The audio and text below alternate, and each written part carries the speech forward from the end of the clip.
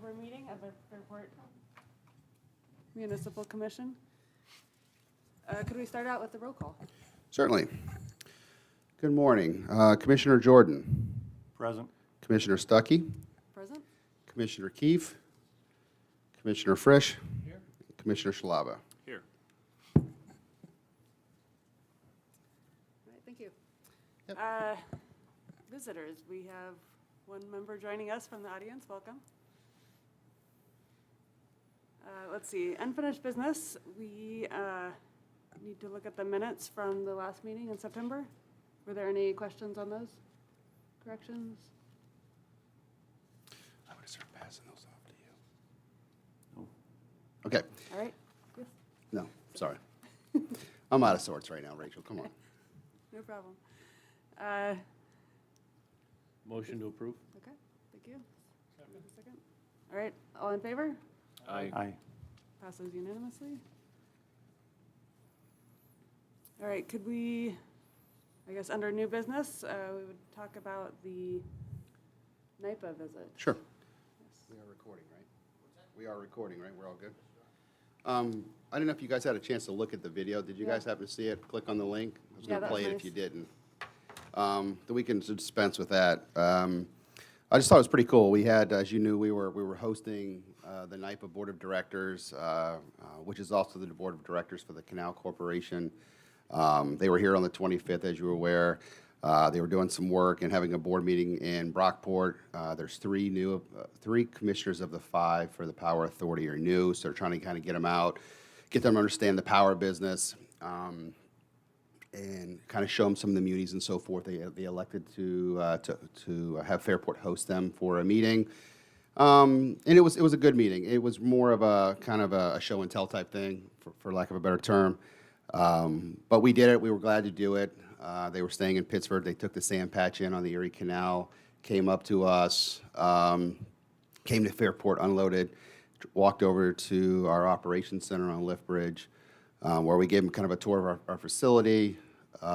We did some photo ops and stuff, showed them the yard, what we do. I think they were really impressed. They're big on the electric and hybrid vehicle scenario, which every vehicle we have is or meets that standard, even our line trucks. Then we went in and we gave them a presentation called the Past, Present, and Future. Matt did a great job on that, really talking about how we got started in 1901 to where we're at today. A lot of folks don't realize that the initial, I think it was 1962, hydro agreement, the long-term agreement we call it, for supplemental power from the hydroelectric plant, the Robert Moses Niagara Project power plant, was signed in Fairport too, by Robert Moses, our mayor at the time, and there's a bunch of other men in the picture. It's not really labeled, but we have that original photo in our building down there. It's really cool. So I didn't even know we had it. I probably walked by it for 10 years, never saw it, just, 1960s photo, So very, very cool thing to see, but we did a great job on that. I think they were impressed about what we do. They kind of walked around to our NIPA level, our direct current DC chargers over in the landing parking lot. We kind of showed them what some of the Canal Corp funds have helped us with, the new docks and so forth on Lift Bridge Lane West and beyond. So that really went well, and they went about their business. So it was great to host them, have them here. They provided that video to us that you saw. Great video, just kind of showing their visit and so forth and document what it is. I wish we had a team like that could make videos like that. I can barely make one on my phone. But it went really well. So I just thought it'd be nice for you guys to see that and publicize that.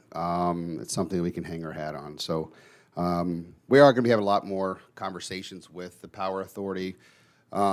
Power Authority has a new CEO. His name's Justin Driscoll. He's a great guy. He's approachable. You can talk to him. When you talk about CEOs that are part of a $400 million company, they tend to do their thing and don't really mess with clients like ours. He's very, very approachable. I talk to him all the time. He was at our MUA conference last week in Clayton. Showed up, talked to us, and really had a unprepared speech, meaning he just kind of came there, wanted to talk to us and relate. Their goal is, A, to have better relations with the municipal electric utility systems in the state. There's been a a history past, not necessarily a bad one. There's just been some challenges, but also in the future, they've been tasked with. I'm not sure if we talked about this a lot last meeting, but they've been tasked with the third-party private market is not creating and building the renewable and generation that the state would like to see, especially in the time frame they would like to see, the expediency. So they've been tasked with basically creating that market. What they don't want to do is go out and spend $1 billion on renewable energy and build a transmission to get it to the grid, and then no one's buying it, right? So they'd like for the 53 munis in the state to buy that renewable energy. So it's a conversation we're working to have, continuing to have, but it's got to make sense for our ratepayers.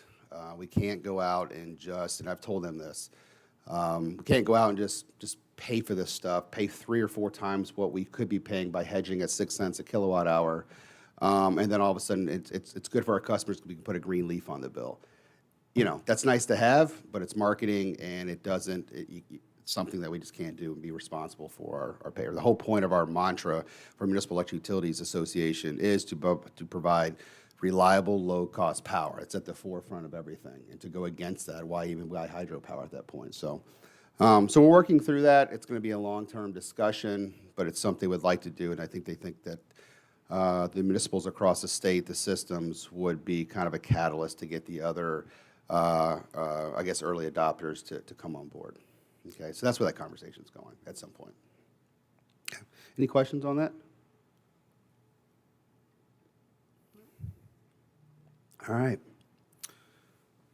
All right, and then attached also to the agenda was the presentation about Oh, FMC past.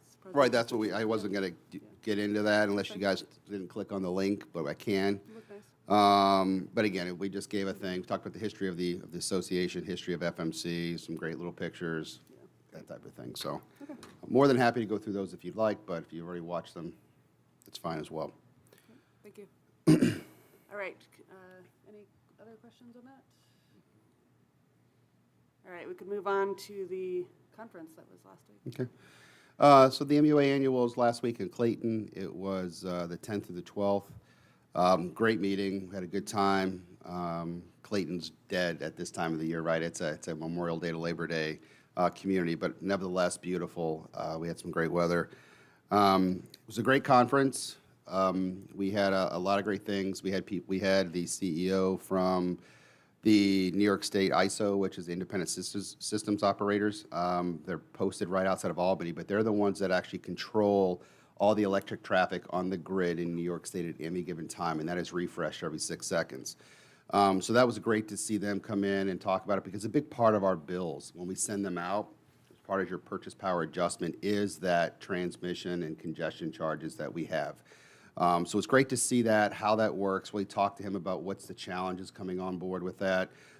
There is a lot of congestion on the grid just due to higher electric demands, right? And if you're going to go to full electric in the state by 2030, now probably 2035, there has to be some changes to a system that was designed to not do what it's trying to do right now, right? To take all energy and put it on one grid. So they're working through that. There's a number of transmission projects throughout the state that are happening, even one going underground at Lake Champlain and so forth. If you've driven on 81 North, you'll see those ones on the, I guess it'd be the west side of the street, all that transmission, and those kind of those rustier poles that you see.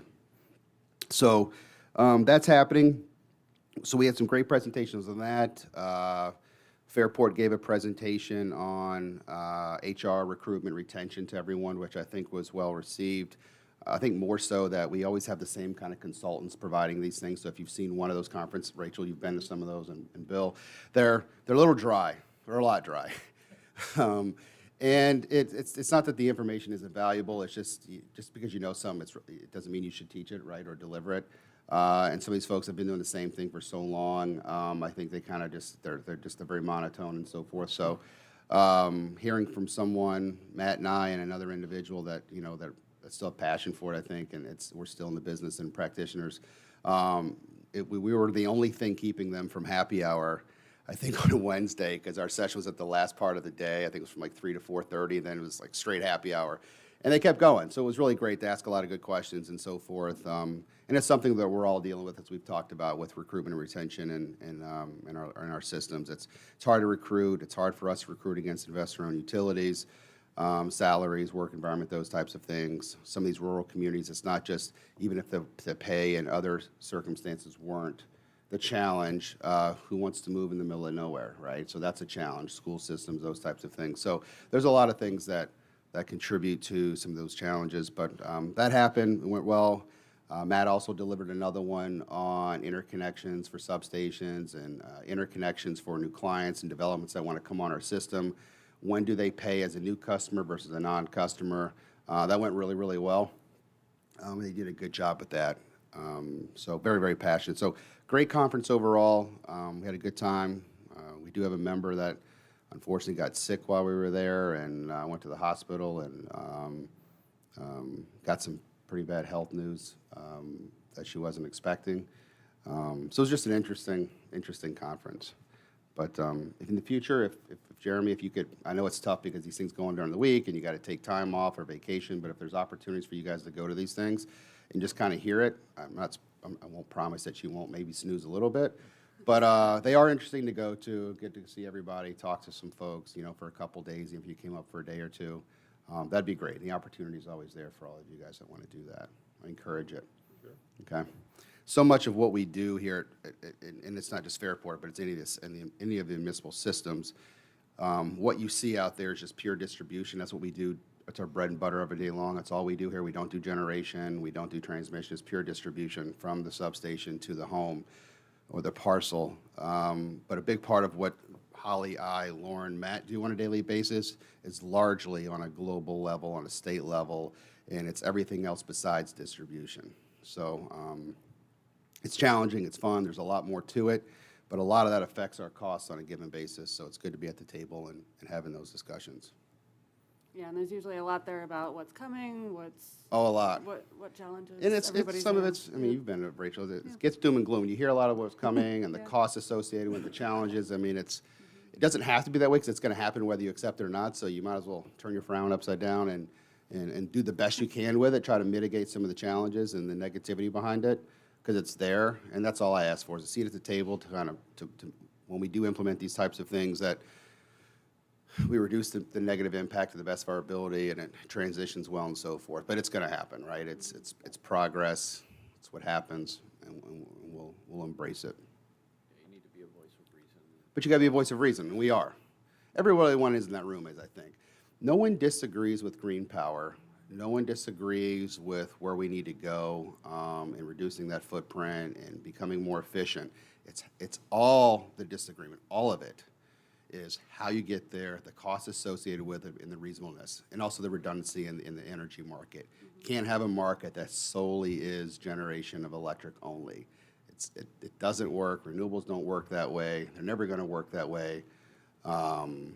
So just having some common sense to come with it, but sometimes elected policy isn't really about reasonableness. It's just about, hey, this is where I want to be, and we're going to get there no matter what. So finding that balance.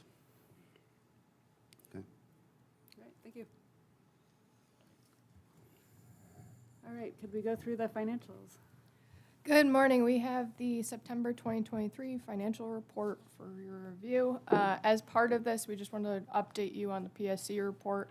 That has been submitted. We received the draft audited financial statements, so we were able to tie those two out and submit that PSC report. We also have been able to close June, July, and August and finalize those numbers since we have received those audited financial statements. The September 2023 financial report is considered to be a draft. We're still waiting some of those electric bills. One of them came in over the weekend, and we're waiting for one more of them. So with that said, some of these numbers are just estimates at this time. So we have roughly $31 million in fund balance. The majority of that, about $28 million, is restricted fund balance for capital assets for our substations, our operations center. And then we have about $3.5 million of unrestricted fund balance. Our total net profit for the year is roughly a $250,000 loss. We make better share of our profit during the winter season, so that's to be expected at this time of year. Some of the big purchases that we had this month, we purchased our bucket truck. That was one of our larger open purchase orders that was outstanding. That's about $363,000. That's in your warrant packet that we have to sign off on. The check was actually cut in October, but the invoice was dated in September, so it shows up in the expenses for September. We also, in terms of the difference between the statement of cash flows and the income statement, there's two items for this month. We had actually a very large decrease in our cash balance for the month of September.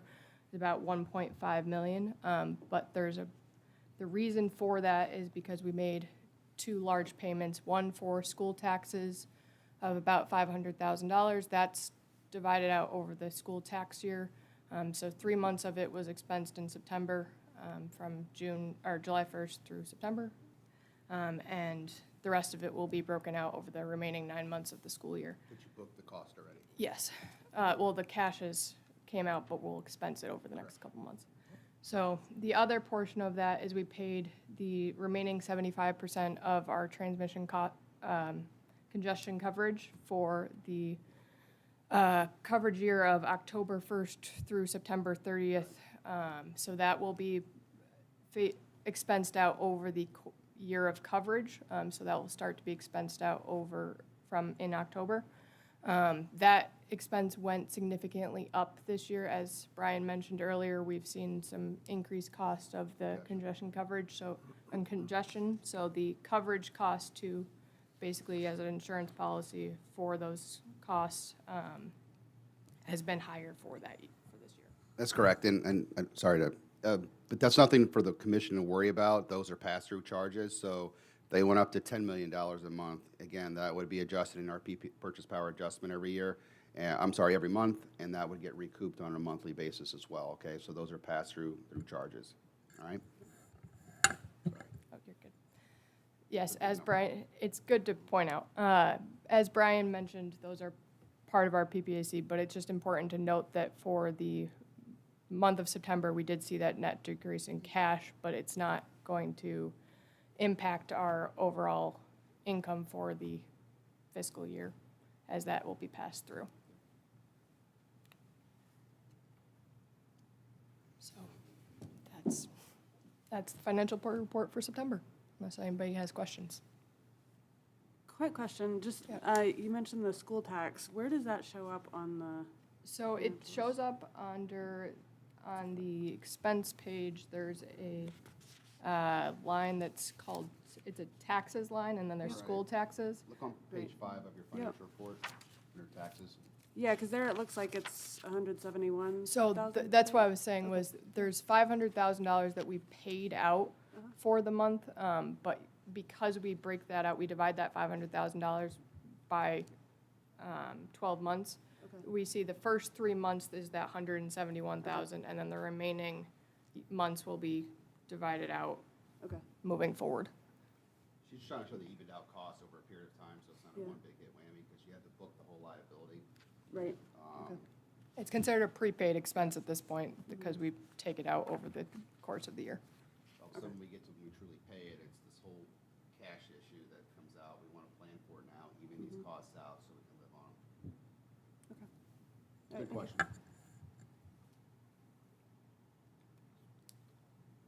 Other questions?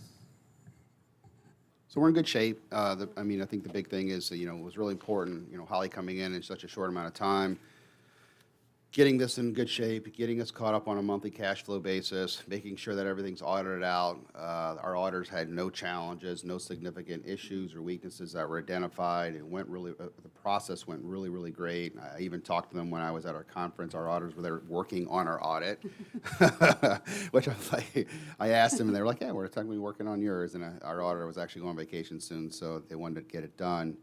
But the big part about this, once you have this, it becomes some of our base year and other types of rates that we utilize for our rate case that we've talked about doing. We tend on starting that spring of '24 based on a conversation from the consultants that are going to be assisting us in the rate case filing this year. So that's happening soon. where we can actually have these instituted sometime fourth quarter of '24, I believe is what the letter said last week. So moving progress, you got to have that to get it done, and it'll happen actually probably a little more efficient, I think, if in fact the books are done in great shape and we can respond to those, the interrogatory requests that come out by the thousands when we go through a process like this. So we'll keep the board up to date on how that works and what we're doing. Might even put together a small presentation for you about what actually includes a rate case filing. We have a webinar we just provided to our membership 3 weeks ago that it's recorded. We can forward that to you as well. It went really, really well, taking from A to Z on the process and the challenges and so forth. It's a little dry, but again, it's a significant process in order to get these rates. Unlike, Jeremy might not be aware of this, but unlike, city councils or village boards or town boards, if you want to raise your tax rate or your sewer rate or your water rate, you just vote by the council and you do it. On the electric utility side, our council doesn't vote on that. We make recommendations and support that, and the Public Service Commission, that commission votes on our rate and the validity of it, right? And they do their own due diligence to ensure that we aren't artificially raising them higher than what they need to be, because again, the Public Service Commission protects the consumer. Okay? Anything else on this? Were there any changes made as a result of the audit? You said nothing significant. There was some things that we were anticipating. The state has a adjustment to our pension, and we're always waiting for it. So that was one of the final items. They finally released that report, I think, in early September, and so the auditors were able to finalize those numbers after they'd gotten that information from the state. So all the post-retirement liabilities associated with OPEB and so forth and GASB that they have to accrue to show that liability. We're not required under law to fund that, but you have to show it to show the true liability should you shut the door today. It's no different than any other company in the country.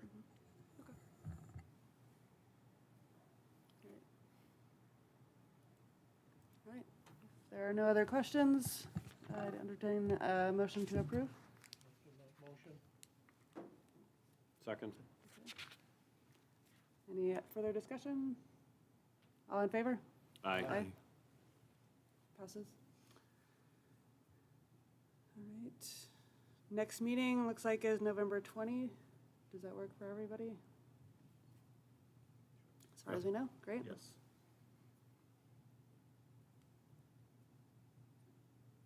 Rach, do we need a motion for the vouchers as well? Oh, yes, sorry.